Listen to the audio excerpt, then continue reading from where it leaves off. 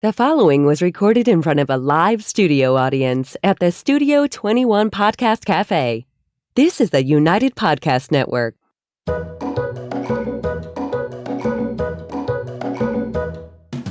Welcome to the Quirky Dog Podcast, inspired by some of the quirkiest dogs you can ever imagine and the owners who love them. This podcast is brought to you by the quirky couple themselves, Scott and Jess Williams. Their aim is to educate and entertain. Here's Scott and Jess. Happy Wednesday, guys. Welcome to the Quirky Dog. Today we have one of our friends and one of our very valued guests coming on to talk about canine rehabilitation. We haven't really done a rehab episode yet, and we figured why not have our own canine rehabilitation person on. But first, we're going to start with the Quirky Tip of the Day. All right, my quirky tip this week, you guys, is as we head closer to the holidays, this is going to be the only time I have a New England specific one. Everything else has been regional and, international and whatever you guys want to buy. But if you live within New England, I want you guys to check out the super special code that Dawn gave us last year. Dawn Gagey was on the podcast. It will be linked in the description for her portrait couture session with dogs. Chrissy's throwing a few images up that I did with my dogs last summer. It was an amazing experience. Honestly, this is the most affordable pricing I've ever seen Dawn offering her services for.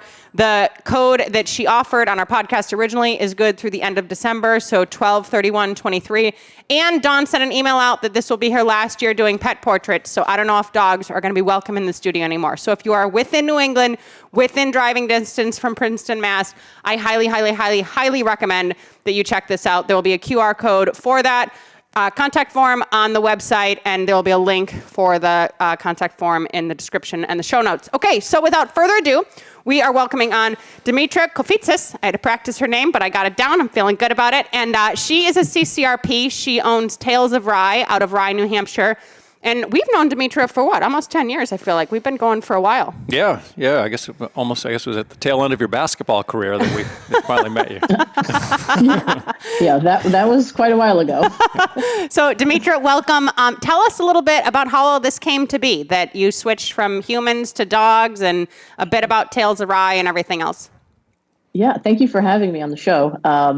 I switched. I was about 10 years into doing human physical therapy, and I was, believe it or not, getting a little burnt out and looking for some other alternatives. And continuing ed sheet came across my desk talking about canine rehab, and I was like, what is this? Yeah. And at the time I was starting to apply to vet schools and, figured I was in the wrong profession and type of thing. And I took one of the first courses that the University of Tennessee offered, and it was, I hit the ground running right after that. I loved it, and I was like, oh my God, this is amazing. Mm-hmm. I don't have to deal with people or insurances or the bureaucracy of, healthcare, and I can, get dogs better without having to be a veterinarian and getting into debt. Yeah. And really, I mean, we invited you on this podcast because we know you and we wanted to have you on, but within the midst of this, Jimmy has now had a TPLO, and it turns out that the rehab is the bread and butter of dogs getting better. You guys are kind of the miracle workers of this whole situation. You know what I mean? Surgeons are super important, and aftercare is super important, but rehab is where the magic happens to get dogs up and running again. So you kind of have this very important role. Yeah, I mean, it definitely is, especially if they're, into any type of sport, they're sporting dogs and that type of thing. But even, pet parents, regular pet parents that are wanting to, get back to the activities that they were used to with their dogs and that type of thing. Rehab is an important aspect of that. Yeah, 100%. Yeah. And you've had Tails of Rye for almost 20 years now, right? Yeah. Yeah, and it's this great facility. She's super busy, so if you guys are in the area, yes, of course, reach out to her. But I hate to tell everyone the people I like, because I don't want, they're already overbooked. Well, we don't want to make it difficult for us to get an appointment. I know, but it's this great facility right on your property. You guys have multiple people working there now, a bunch of rooms. I mean, it's a pretty smooth operation. There's a lot of coming and going throughout the day, every single day. Yeah, there is. We've got two other physical therapists who are also CCRPs. We have Becca, who's been with us for over 10 years now, who is also getting her rehab tech as well. And it's a pretty smooth operation, and we are very busy. Yeah. So what do you deal with most? I mean, I know TPLOs, this knee surgery that we just went through ourselves, is a big one.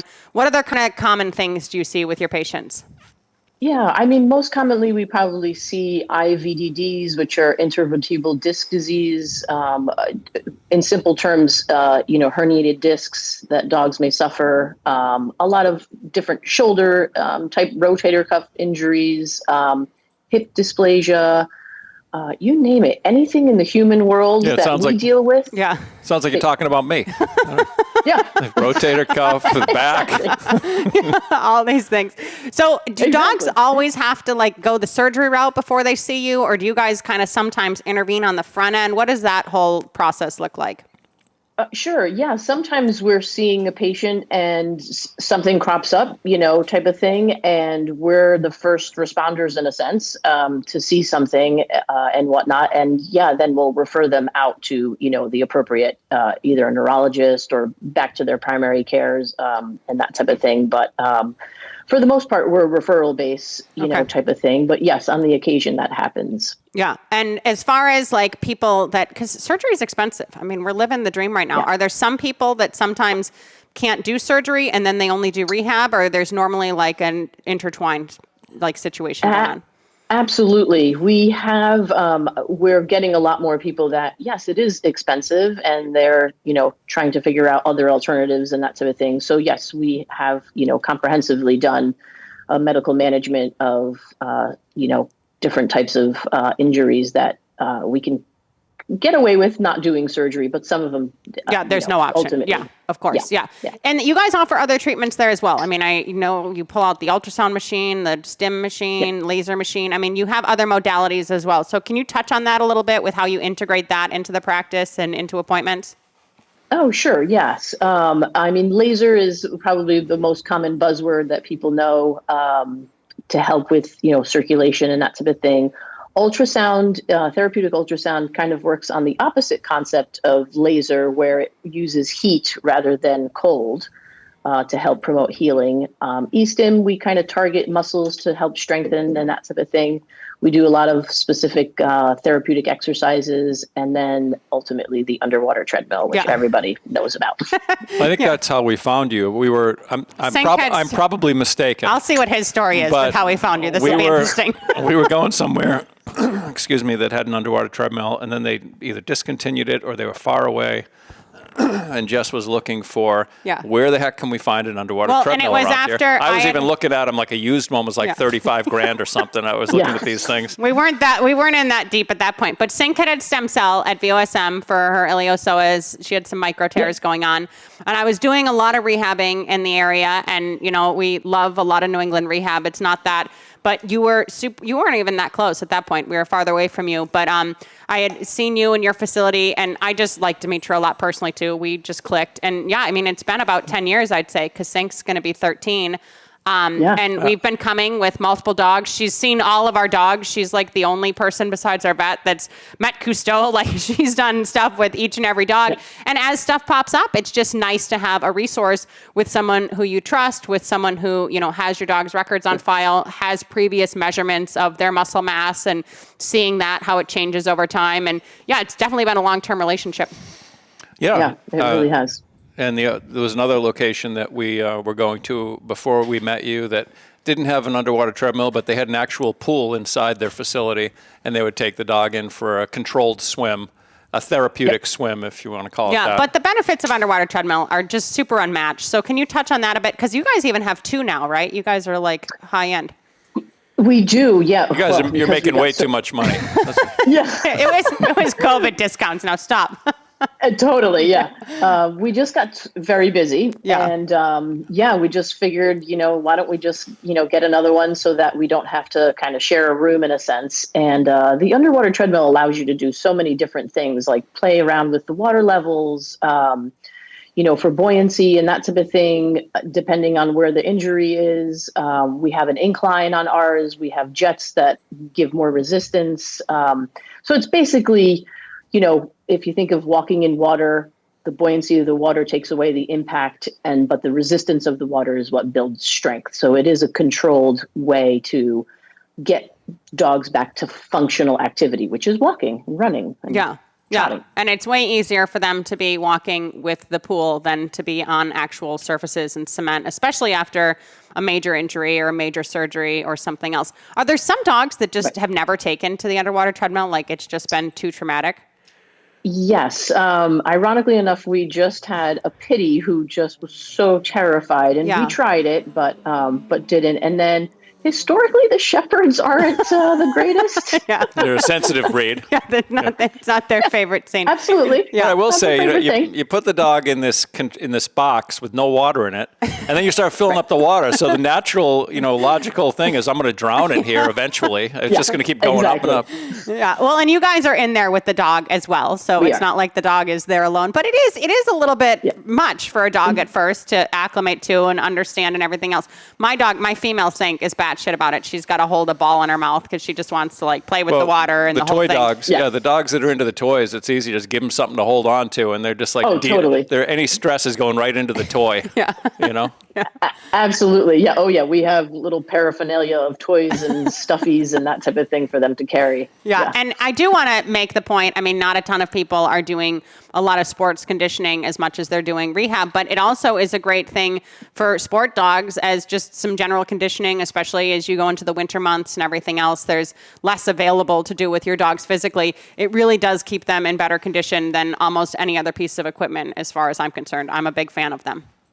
Absolutely. Yeah, we do get quite a few dogs during the winter time who will utilize our facility for that. So yes, absolutely. Yeah, just as another outlet. So booking is tricky, not only at your facility, but at rehab places for dogs, a lot of places in this country right now. And what do you think that is? The influx of people who got dogs? Where do you think we're getting jammed up here? Because I don't feel like it always was this hard.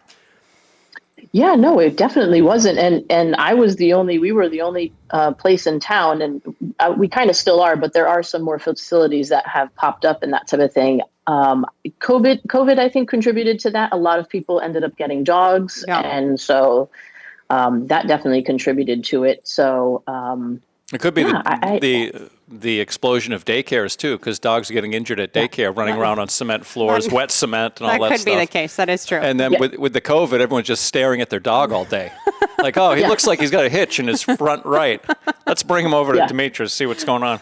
Well, I wanted to touch on this scheduling situation, because if you do have something going on, calling sooner rather than later is important. You don't want to wait until the vet says, it'll be 2 weeks, before you can do PT, and then call the day of 2 weeks and say, hey, I need to get in this week. I want to just make this general public service announcement that if you do have your dog going through something, the sooner you make a phone call to a local place that you trust, who has good reviews, that you feel good with, the better. And that's the case for you guys, right? That is absolutely very well said. Yes, always we recommend calling ahead, because we are probably about 2 months, booked out 2 months now. Yeah, it's super intense. And the dogs that you see, especially for a rehab setup, not so much for the sports conditioning, how long are you seeing them? Is it a couple weeks and it's over, or a couple months? It depends. It depends, but I would say your TPLOs, I would say 10 to 12 weeks type of thing. And then we get the occasional owner that doesn't ever want to go. Yeah. And we get these lifers that we kind of just keep tabs on and make sure that they're doing well. And we have a shepherd right now who's been with us for 13 years. Yeah. Is he able to get into the underwater treadmill yet? Oh yeah. Oh, he's an outlier. He's a brave shepherd. But no, that's great from a proprioception and a neurological standpoint. This is important for older dogs to keep moving. You have a lot of clients with DM, right? Degenerative myelopathy. Yep. So these dogs that are starting to, not have the same sensation in their rear or their back or whatever else as time goes on, the more that we're tapping into these neurological points, the better their quality of life is going to be for longer. And it does make a huge difference, or you wouldn't have so many people that want to become lifers, if you will. Yeah, absolutely. And I think the owners see the benefit of it, and they're like, wow, they've never been this good before. So they just want to continue and that type of thing, which makes it a little bit challenging for scheduling. But we welcome it, because if we can increase the dog's longevity, we're thrilled. Yeah. I want to say regarding the proprioceptive stuff, sedentary dogs, like sedentary people, they lose so much. And Jess and I went to the gym yesterday, and I've been doing, for leg workout, doing squats. We were doing these Bulgarian one-leg lunges, right? With one foot up on the bench. That requires some balance, requires some proprioception, right? So we hadn't done them in a while. She's like, let's go do those. I'm like, all right. The first set on each leg, I could barely do 6 of them, and I'd be falling over. After the first set, then the brain was all dialed in, and I was okay, and I was doing it. But having not done it for like 3 weeks, all of a sudden it was gone. And I can imagine the dogs, the same thing. If they're just laying on the couch all the time, and then you take them out to do stuff, they're more likely to get hurt because they don't have the proprioception that they used to have when they were younger. And then they do stupid stuff, Yeah, absolutely. And even small little injuries can, some swelling in the joints, some arthritis can interfere with that proprioception and whatnot. And they don't, and they can't tell you. They just keep pushing it until all of a sudden they're hurt, really hurt. Yeah. Exactly. Yeah. We're living the dream on that one, but it's okay. We got you, and he's doing great, and everything's awesome. What about the difference between like summer and winter? Being in New England, we obviously have, harsher winters than some other places in the States. Do you see an influx of clients with injuries with ice and everything? Oh, yes. Most common, the iliopsoas. Yeah. They slip on the ice or in the deep snow. They're pulling their limbs out. They're playing and that type of thing. And they end up with these iliopsoas strains. Yeah, let's talk about this, because we've thrown this term around now a few times on the podcast. And it was a little less common, I'd say, a decade ago when I intervened with Sync. But now it's just like the only thing we talk about, this big muscle. So can you describe the ilio a little bit? And I just think of it as a stomach muscle. Well, that's just kind of, it's underneath, in there. Let's let her do it. That's why we invited her on. A layman's perspective. It's an intricate muscle because it does attach to the lumbar spine, and then it does cross over the joint of the knee. So it does involve 2 different muscles that come together to form the iliopsoas. So, and in crossing different joints, you might have some hip issues in combination with some knee issues as well. So yes, it is an intricate muscle. A lot of times people may think that, there's something wrong with their back. Well, in fact, it could be an iliopsoas muscle that is strained. And it can be really painful. I mean, dogs are showing symptoms in various ways, but it can be very painful for the dog. Yes, absolutely. And can mimic a cruciate tear. Yeah. They could hold it up. They could be roaching. There's several different ways that it can present itself. Yeah. Okay, let's talk about measuring muscle mass, because it's always what Jess likes to talk about every time Bobby's on. We always have to talk about measuring. So this is my scene. I love measuring muscle mass. This is a big thing in your industry. Why do we do it? Why does it matter? Give us a lowdown on that. Well, it is the most measurable way in order for us to figure out, sometimes dogs can compensate so well that you can't even pick up, an injury or a dysfunction and that type of thing. But measuring muscle mass can tell you, there's some favoring that's going on and that type of thing. So it's definitely a telltale sign of something is happening. Yeah. And what would you say is clinical for a difference between one limb or the other? When does that start to raise cause for concern with you guys at your practice? Yeah, because, there is a discrepancy, because some dogs can be right-sided, left-sided, just dominant on one side and that type of thing. I would say probably, an inch or a couple of centimeters, I would start, that would cue me in onto something. That there's an issue. Yeah. And I'm glad that you mentioned that dogs don't necessarily have to show clinical signs, because when I was having ilio issues with Sync, I was getting some issues with her jumping. She wasn't extending as much, but she never limped a day in her life.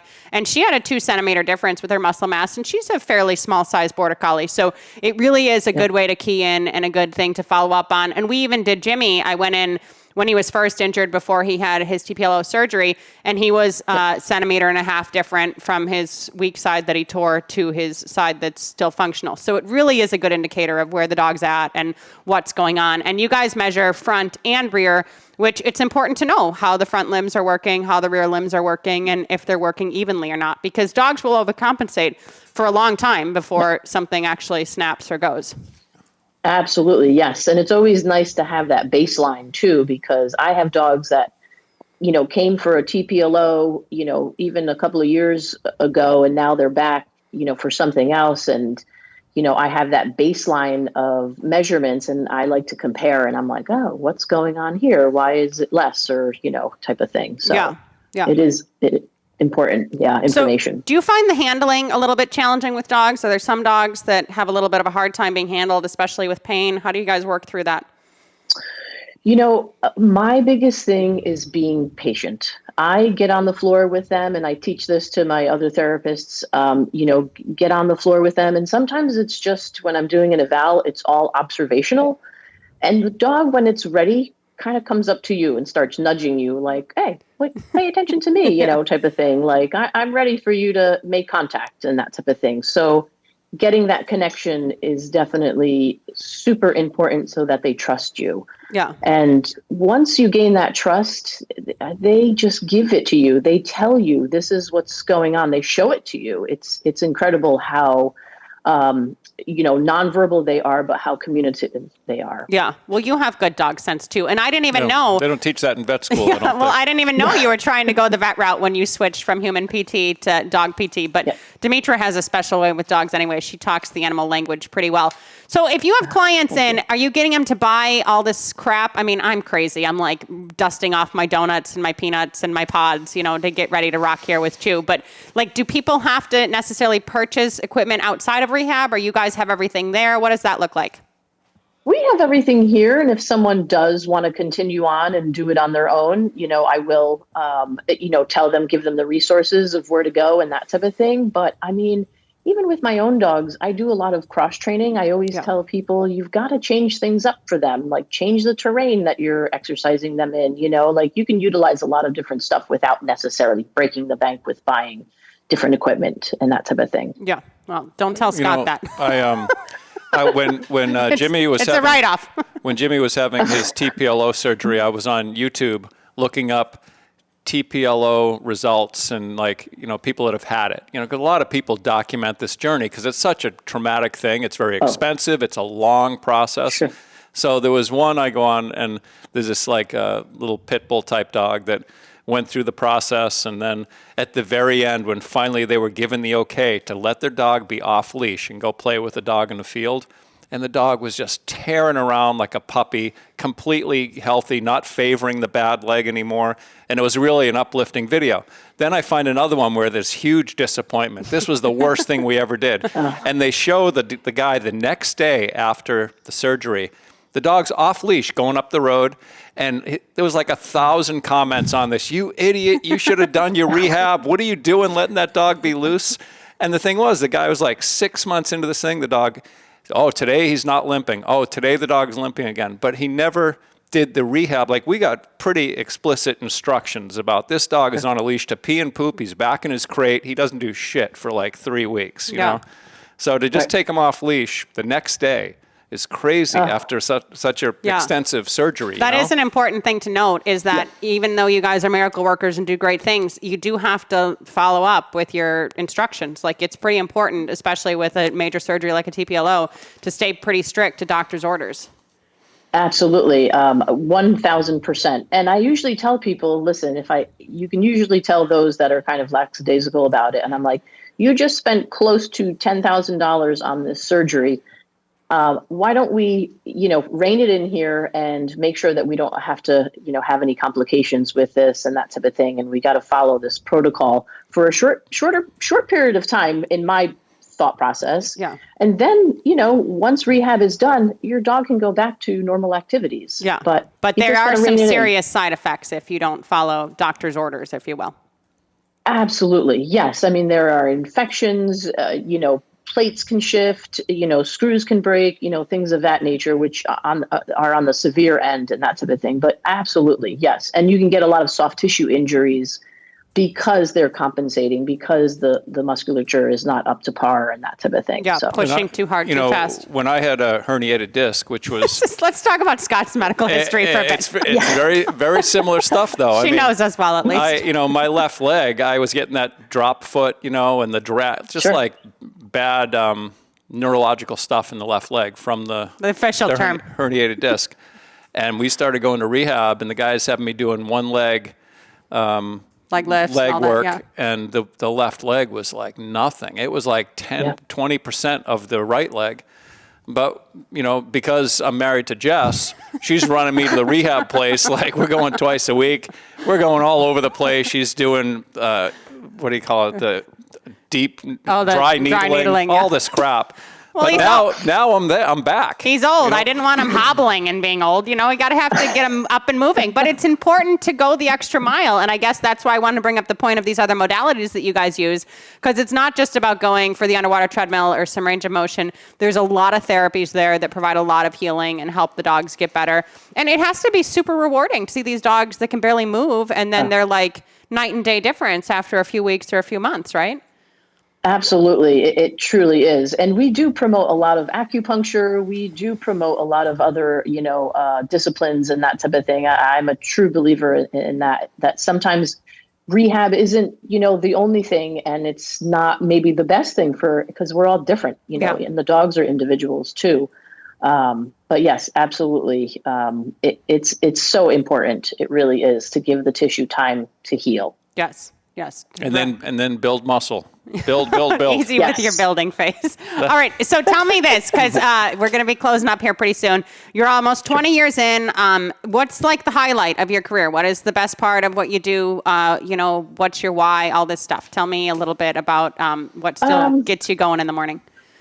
Gosh, the thought of retirement. Stop. Costa Rica.